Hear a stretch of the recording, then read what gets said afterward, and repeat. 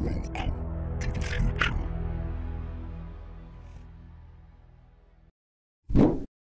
The officer involved shooting death of teenager Michael Brown this week and the subsequent protests across the United States have rekindled interest in another case of alleged excessive force blamed on the Ferguson, Missouri Police Department.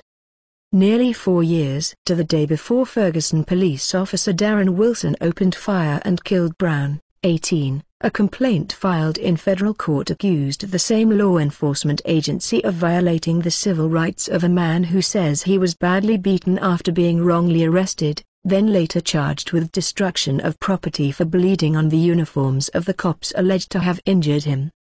On Friday, Michael Daly of the Daily Beast recounted the case of Henry Davis, an African-American welder who tried to sue the city of Ferguson after an autumn 2009 altercation with the same police department, currently making headlines for the high-profile killing of Brown.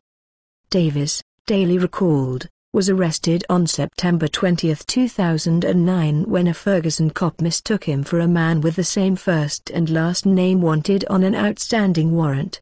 Davis was brought to the police department headquarters and told to spend the night in the same one-bed cell occupied by another individual. When he objected and asked for a sleeping mat of his own, his attorneys wrote, "The officers got violent."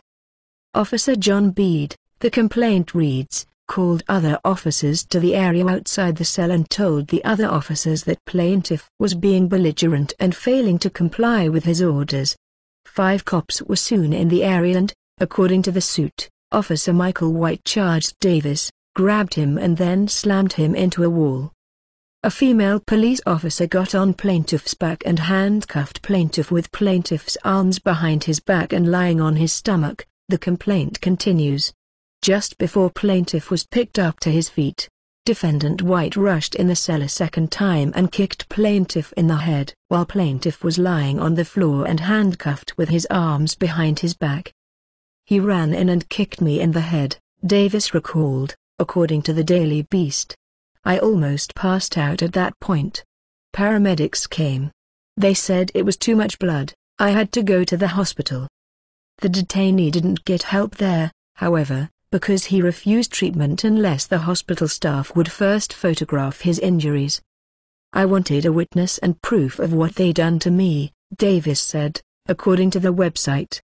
Instead, he was taken back to the jail, where he remained for several days until he could post $1,500 bond related to 4 counts of property damage. In a signed complaint, Daly wrote, Officer Bede said David bled on his own uniform and those of 3 others officers. When the issue was ultimately brought up during legal proceedings pertaining to the civil suit filed by Davis, officers Christopher Pilaric, Bede and White all denied getting blood on their outfits, the Beast reported. The contradictions between the complaint and the depositions apparently are what prompted the prosecutor to drop the property damage allegation, Daly wrote this week. The prosecutor also dropped a felony charge of assault on an officer that had been lodged more than a year after the incident and shortly after Davis filed his civil suit. That same suit compelled the Ferguson Police Department to produce surveillance camera footage from the alleged altercation, but the cops failed to properly save the clip, James Scottell, the plaintiff's lawyer, told Daly this week.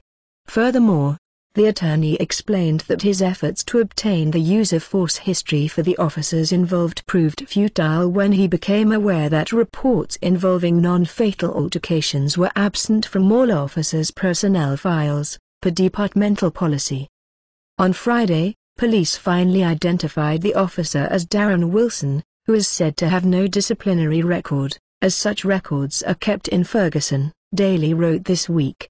"We already know that he started out at a time when it was accepted for a Ferguson cop to charge somebody with property damage for bleeding on his uniform and later saying there was no blood on him at all." According to court papers obtained by RT, Magistrate Judge Nanette A. Baker ruled late last year in favor of the city, halting Davis' efforts to sue the city for multiple alleged violations of his civil rights. His attorneys filed a notice of appeal in March, and the case is currently slated to be considered later this year by the 8th Circuit Court of Appeals. Appellant presented a submissible case of excessive force and Missouri state law assault and battery and respectfully requests this honorable court to reverse the district court's judgment of dismissal of appellant's excessive force and Missouri state law assault and battery claims against appellees Michael White, John Bede and Kim Tyhan.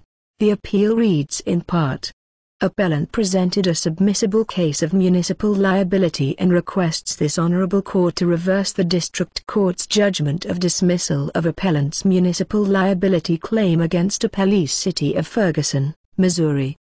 When the Daily Beast caught up this week with Scott L. Davis' attorney, he told them that rumors of the Ferguson Police Department firing multiple shots at Brown last week didn't surprise him. I said I already know about Ferguson. Nothing new can faze me about Ferguson, he told the website.